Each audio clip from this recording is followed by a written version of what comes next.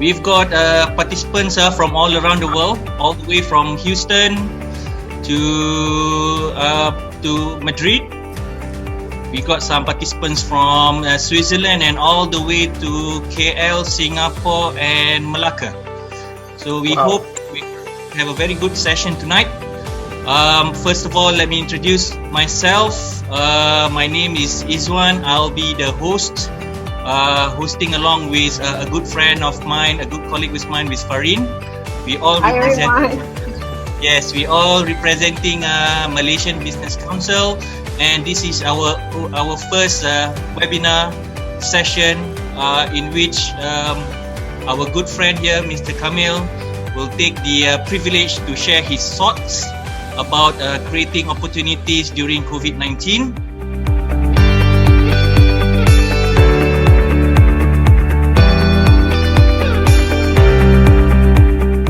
Over to you, Kamil. The floor is yours. Thank you, Izwan. Thank you.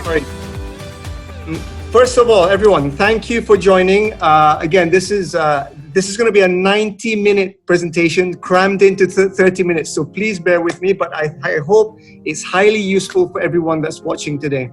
Massive thank you to Malaysian Business Council, as well as to Izwan and Farin for inviting me today to talk about the opportunities that we can take from what's happening out there in terms of the pandemic, for our personal, professional life, for businesses, as well as for our personal life. Okay, I'm going to start quickly with a quote that I always use this quote: wherever you are in life, you've made an appointment to be there.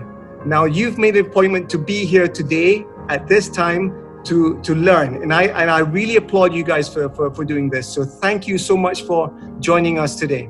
Okay, now without further ado, I'm going to just quickly give you a background about myself. I come from a design background in architecture and planning, and I've worked with a lot of the big companies in not only in the UAE but also in the UK. So my background is a corporate corporate as well as education background. I've been working in the corporate sector as an architect and a master planner. But throughout working in the corporate sector, I've developed the skill to help people, as well as internal organizations, which is why I'm now doing a lot more coaching. So if you can go to my website, www.kamilshah.com, as well as I have a free ebook there. I'm on Instagram. I'll give you all the details at the end. Just to give you a bit of a background of myself, okay? Again, I'm conscious of time, so I'm going to try and speed up as quickly as I can. Now, what are you going to learn today? You're going to learn three key things, like I mentioned. You're going to learn things about personal and professional growth. You're going to learn business strategies, as well as how the pandemic, you can use what's happening out there to develop yourself at a personal scale. Okay? Now, again, before I move on, I hope everyone watching this, you are safe, you are healthy, and your loved ones, your friends are safe and healthy as well. So I really, really hope that this is, you are safe and healthy, okay? And I wish this for you and for your loved ones and your friends. Okay, what's happening in COVID-19? What's happening in the pandemic? It's all of a big blur, isn't it? Like, imagine 2 months back, I wouldn't have imagined myself being in this position right now, having to do this webinar. Usually you'd be out on the stage and talking to people, but people's lives have been turned upside down. It's been topsy-turvy, right? So what's happening now? There's a period of confusion. Now, amidst of all of this confusion comes with it frustration. You can easily get frustrated and overwhelmed with what's happening out there, right? Now, a lot of people that I'm talking to nowadays, they feel hugely overwhelmed because suddenly we've got all this time in the world. We've got plenty of time to spend with now at home with family. But what do we fill it with? There's a huge vacuum because our lives have been almost systematic up until all of this has happened. So confusion, frustration can be overwhelming for the majority of people. Now, sometimes people can take it in a negative form, right? It can lead to anger, frustration, even addiction. People start addiction in during these times because they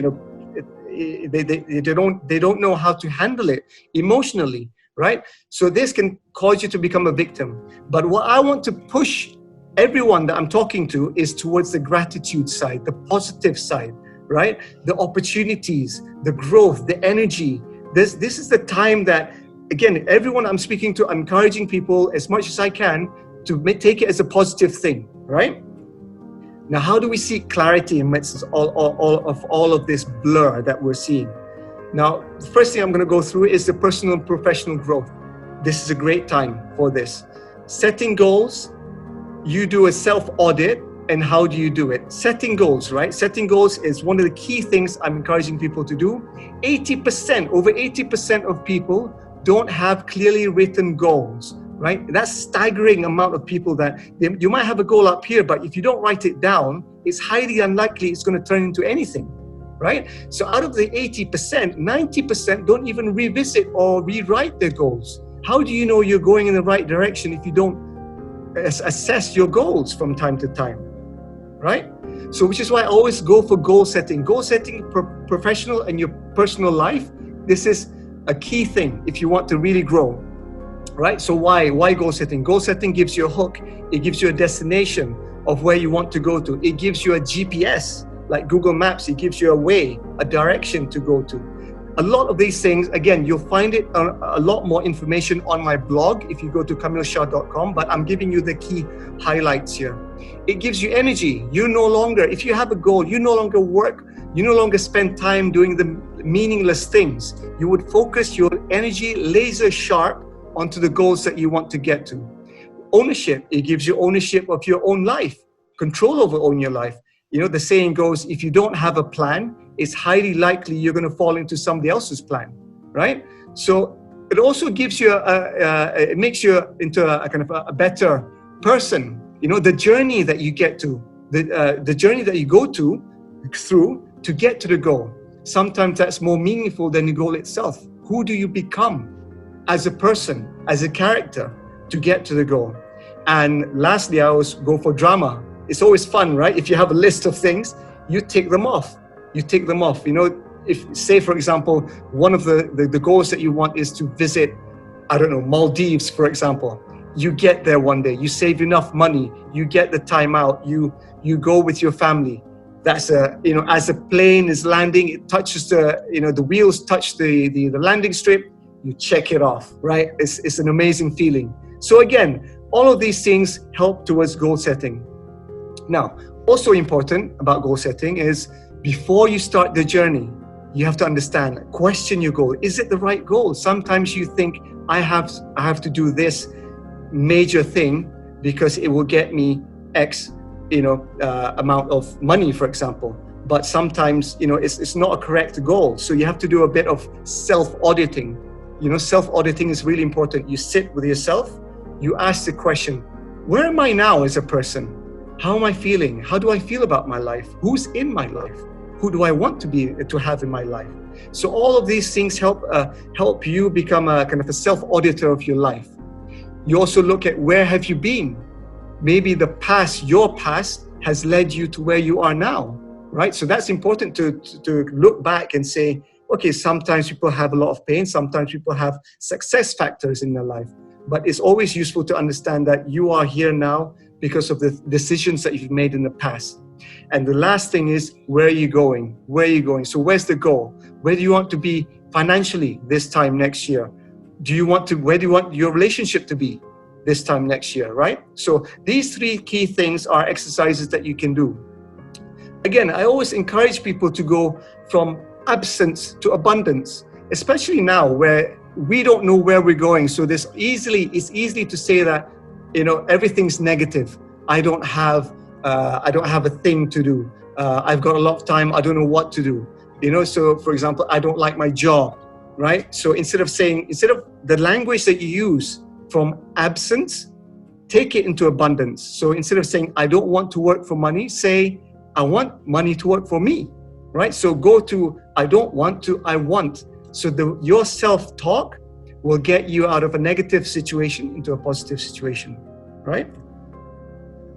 So again, going back to goal setting, I always say now is the best time. If you haven't done any exercise about goal setting during this pandemic where we've got a bit of time and space, set out your goals. What do you want to achieve, right? Because usually when we're doing in our rat race, on a daily basis that we're going, from job to job, day to day, we don't have the time. So now's the best time.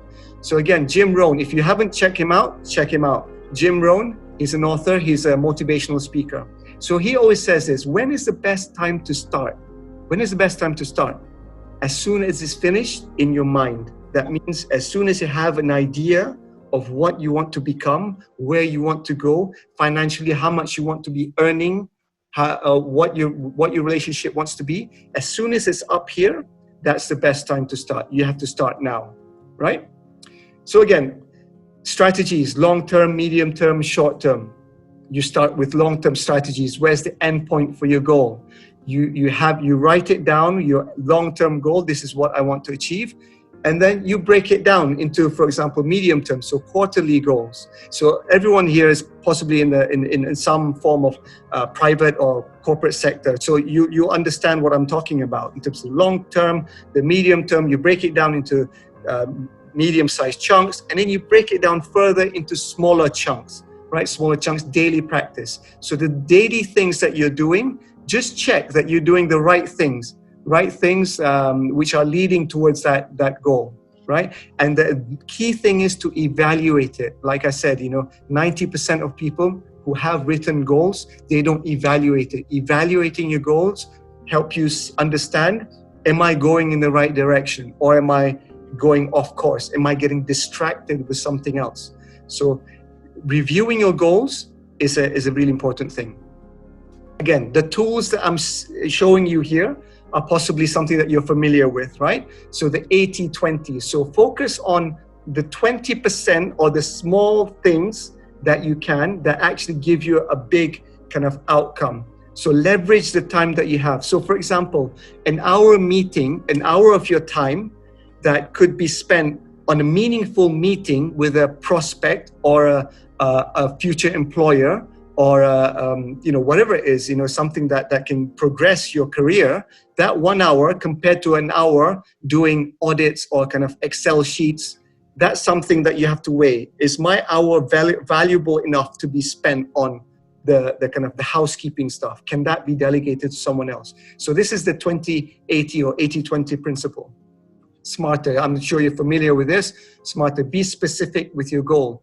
Make it measurable. It has to be achievable, relevant, has to be within a time frame. Keep evaluating and recalibrate it as you need it. So for example, if you're a startup company, right? So let's say you're a startup, you want to increase your growth or organic growth on social media by 40%, right? So a smarter goal is to say that in order for my business to grow, I need to increase my organic growth or organic reach by 40% in a month's time. So that has all the components of the smarter. Evaluate this goal and recalibrate after the next month. So that's a smarter goal. Most important tasks. List down the important tasks that you are doing right now. Are they important? Are they taking you towards your goals? If they're not, within the 24 hours that you have now, make an audit. Each hour, am I spending enough time on the things that I should be spending on? If you're not, then you should be. Throw away the things that you don't need to spend time on. And the priorities matrix. Move from the unimportant and non-urgent stuff, which is number 4. Move away from this list of audit of your daily things. You can reduce or eliminate number 4 and go towards number 1. That's where you want to be. You want to be focused on the important and urgent things that need to be done right now.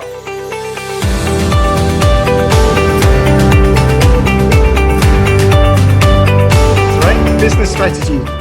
So business strategy is life after COVID-19 for businesses. In Dubai, let's do an audit. In Dubai, small startups constitute about 50% of companies registered in Dubai. Isn't that a staggering amount? Almost half of the businesses in Dubai are startups. That's a staggering amount. And I'm pretty sure right now, the numbers are going up because obviously a lot of people now are working from home. They're doing their own side hustles. So this number will staggeringly will go up, right? So life after COVID-19. So it affects small and medium enterprises as well as corporate organizations across the board. It's affecting all of us as businesses. So how does it affect us? It tests your elasticity. How much cash do you have to go through this period right now, right? So as revenues are going down, that means businesses are almost getting zero revenues. How can you stretch your cash to make sure that you survive this whole period? That's a testing thing. It's also a time to give you an opportunity to become lean. That means unnecessary things. Again, I go back to the goal setting things that I spoke about earlier, right? The things that that are affluent, that doesn't need to be kind of needed right now. You can eliminate them for the time being. They might come back later. So things like benefits, the worst case scenario is proportionate pay cuts across the board. Again, proportionate, right? So again, we have to think about our organization from top to bottom or side to side, whichever business model that you're using. Diversify your offering. So now is a great time to think outside the box. Now to get creative. Bring everyone together, everyone from the top management to the guy that's answering the phone calls, for example, or the guy making the tea. Everyone. I remember when I was practicing as an architect in a previous company, we went through the 2007, 2008 recession. Everyone in the company rolled up the sleeves, from the partner to the receptionist. We all chipped in and gave ideas. No ideas were left unturned. No ideas were left unturned. We were analyzing, can we do this? Can we do this? Who's got skills?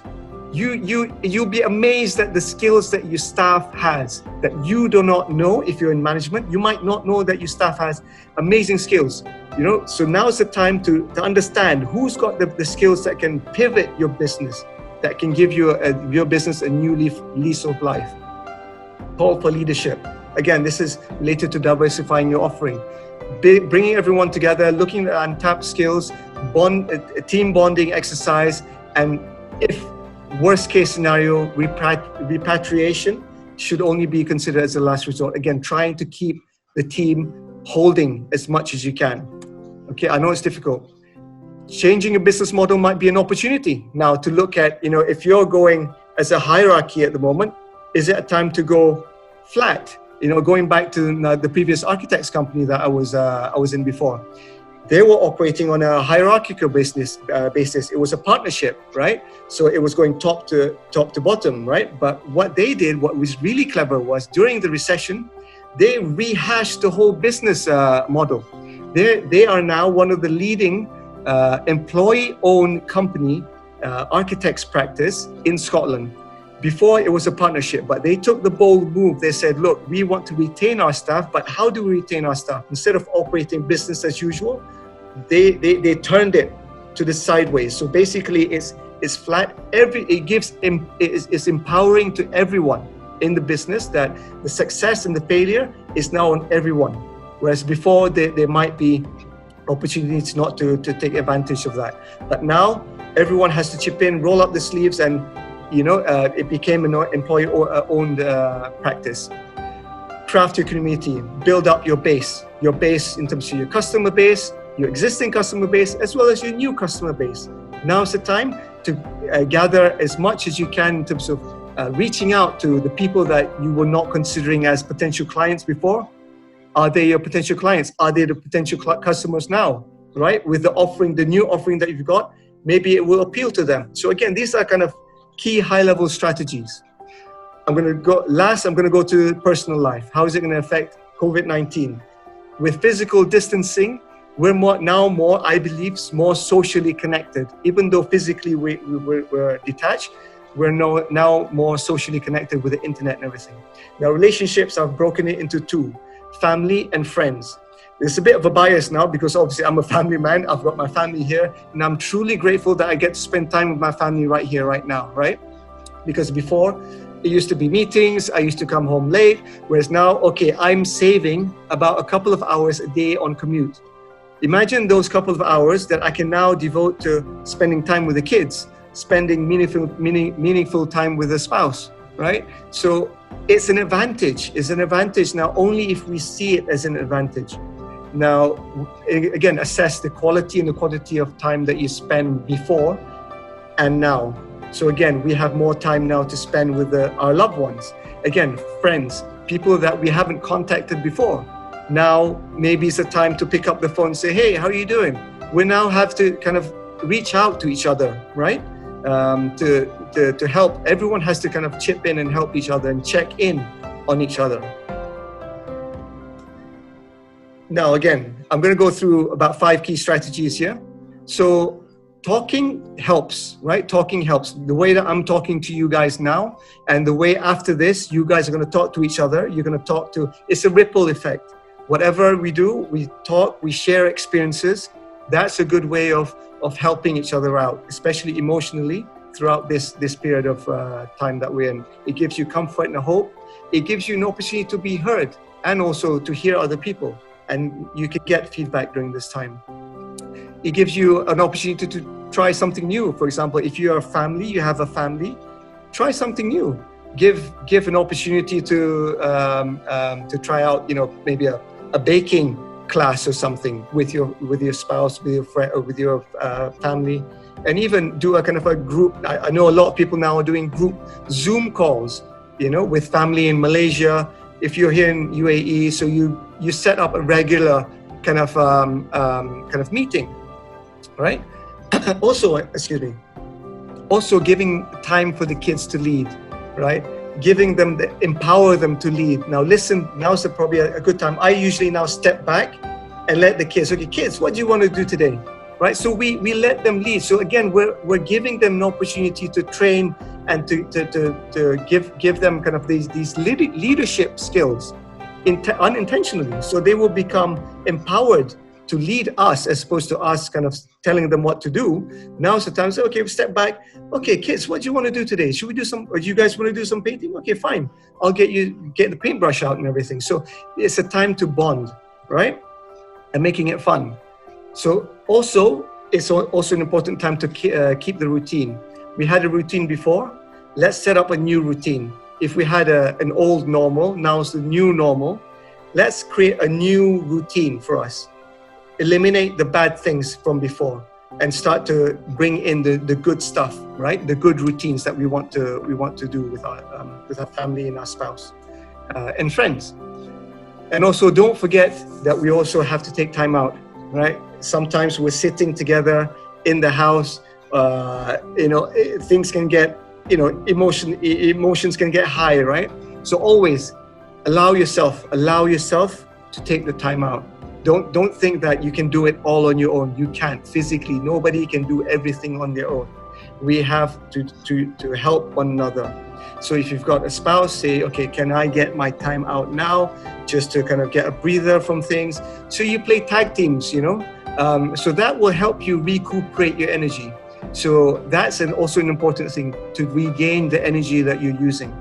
Sometimes we just keep going on and on and on and on, and we don't think about the energy that we're expanding, especially now during Ramadan, right? Everyone's, I'm fasting at the moment. So Ramadan time, energy levels might have dropped. So again, be strategic in how we use our energy.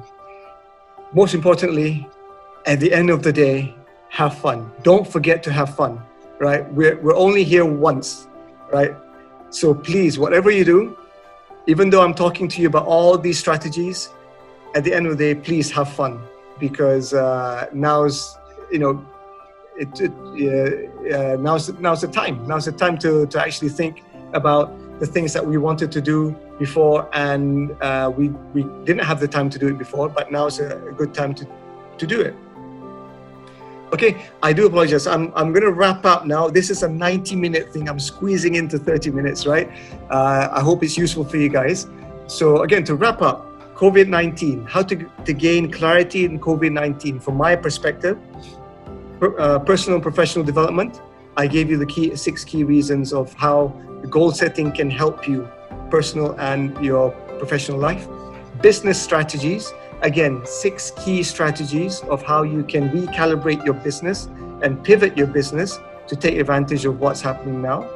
And your personal life, your family, your friends, the kids, the spouse. How do you develop a more meaningful relationship with them. Okay. Now, I thank you. I hope that was 30 minutes on the dot. I hope it's 30 minutes on the dot, right? Thank you so much. And my parting words is, let's support each other. And if you want more information from me, you can go to the website, kamilshah.com. My email is contact@kamilshah.com.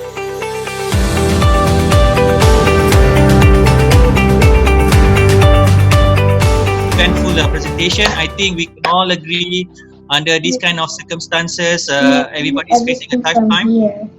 Yes. All right. Okay. Now it's a Q&A session. Okay. I would like Intan to deliver her questions to Mr. Kamil. Over to you, Intan. Hi, Mr. Kamil. Hi, Intan. How are you? The impact. Hi, good. Alhamdulillah.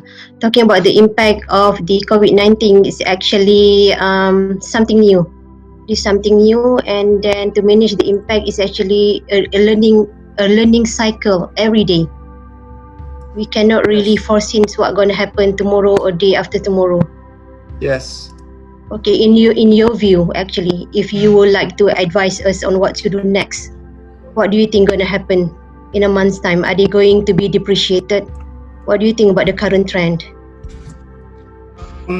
Again, what I mentioned in the talk that I gave just now, we don't have a crystal ball. Even if it was take 2 months back, this time 2 months back, if you were to ask the same question, I would still have the same answer. The only thing that's guaranteed is today. We cannot predict what's going to happen in the future.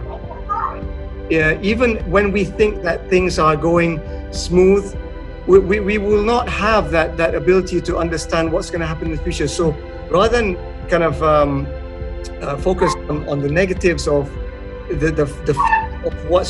what might happen, what might not happen, let's focus on what we can control. So what we can control is to understand how can I respond in a positive way right now. So again, I go back to what I said in terms of kind of understanding the things that you wanted to do before that you didn't have time. So always try to flip to a positive point of view. Again, with the economy and the media out there, we can only take it one day at a time at the moment. Whereas before you can take it as chunks, bigger chunks. Possibly now it's more of a day to day, and different countries are responding differently. You know, in Dubai, it's different to, for example, in Malaysia. Malaysia is still under lockdown, correct? In Dubai, even within the UAE, there's differences in Emirates. Dubai is operating slightly different to Abu Dhabi, for example. So I think the way to deal with that is to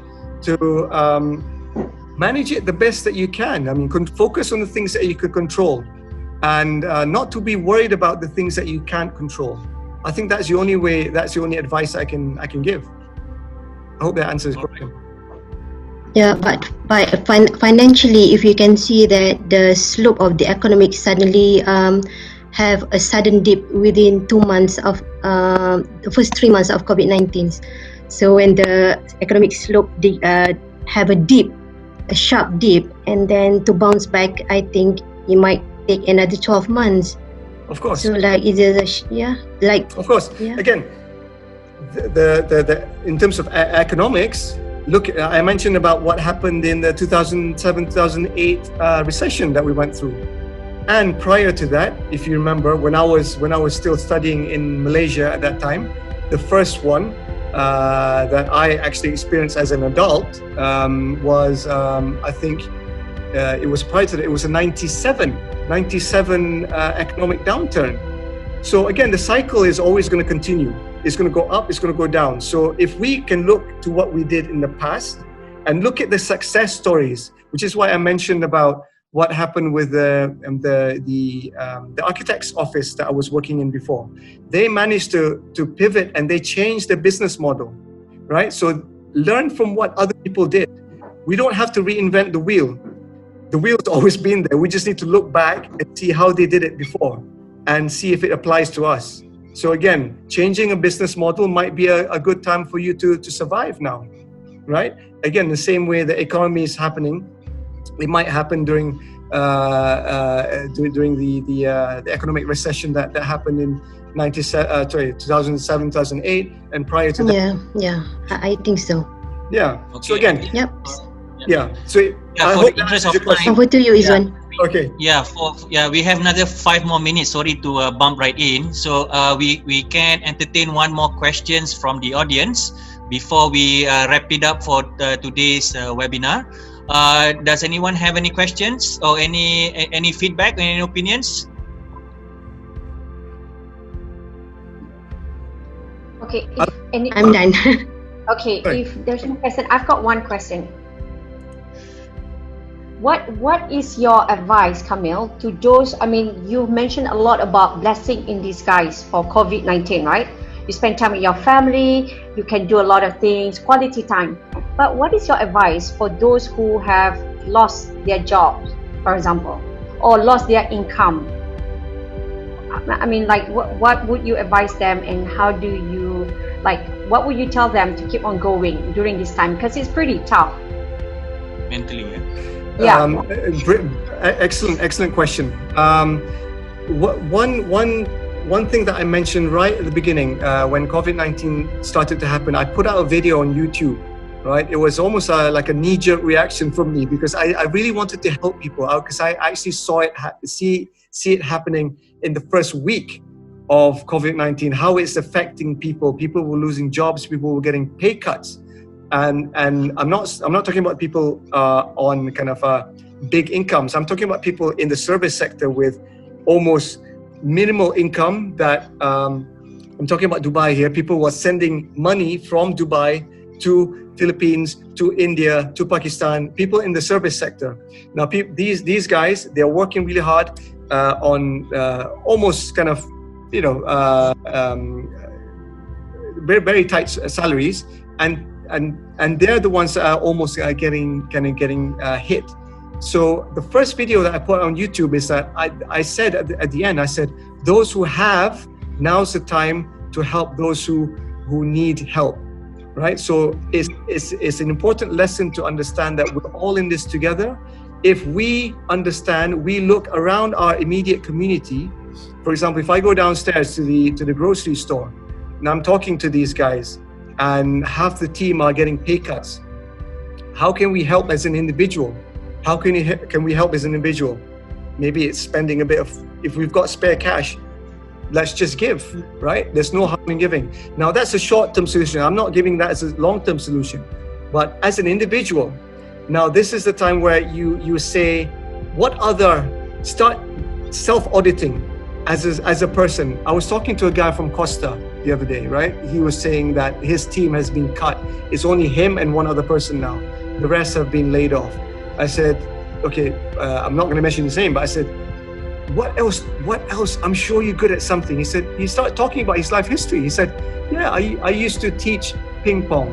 I used to do a bit of computer graphics. I said, dude, can you now you've spent a bit of time, rehashing those skills, and maybe start looking into opportunities to grow online, right? I'm pretty sure out of everyone here, even though we're working in the corporate sector, we've got our jobs.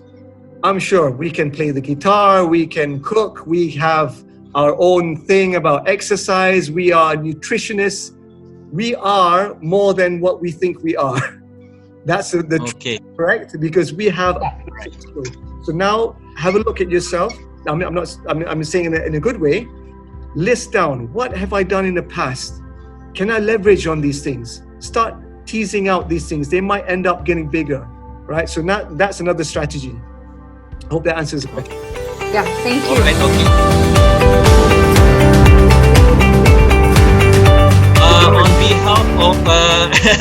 On behalf of Malaysian Business Council, I would like again to thank everyone spending from Houston all the way to KL. And I would like to wish everyone stay safe. We hope to ride. We hope to this dust of this COVID-19 will be over very time soon. So looking forward for the next chapter of the year with newfound spirits. Absolutely. Thank you so much. Thank you, everyone. Marine and everyone involved. NBC, thank you for inviting me. But more importantly, our minds, meeting Knowledge, of minds, right? Knowledge, So again, gracias. Thank you very much and terima kasih, and wishing you Ramadan Karim. Hey, thank you. Shukran. Stay safe, everyone. God bless.